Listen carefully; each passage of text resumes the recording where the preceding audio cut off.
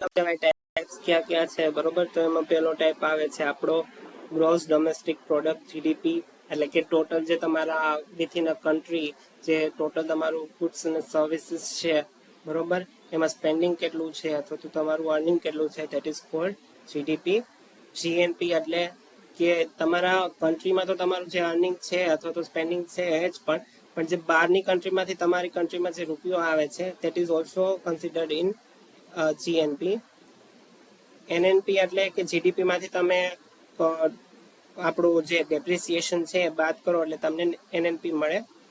પછી છે national income, એટલે કે એનએનપી માંથી તમે ઇનડાયરેક્ટ ટેક્સ બાદ કરો એટલે તમને નેશનલ ઇન્કમ મળે. પર્સનલ ઇન્કમ એટલે ટેક્સ પે કર્યા પહેલાની જે ઇન્કમ હોય એ તમારી પર્સનલ ઇન્કમ કહેવાય. અને ડિસ્પોઝેબલ ઇન્કમ એટલે કે ટેક્સ તમે પે કરી દીધો પછી તમારા પાસે જે ખર્ચ કરવા માટે જે ઇન્કમ વધે છે એ ડિસ્પોઝેબલ ઇન્કમ કહેવાય. નેશનલ ઇન્કમને મેજર કઈ રીતે કરવી, તો કે પ્રોડક્ટ મેથડ અથવા વેલ્યુ એડેડ મેથડ. પછી છે ઇન્કમ મેથડ અને એક્સપેન્ડિચર મેથડ. સો આ હતું આપણો લેક્ચર.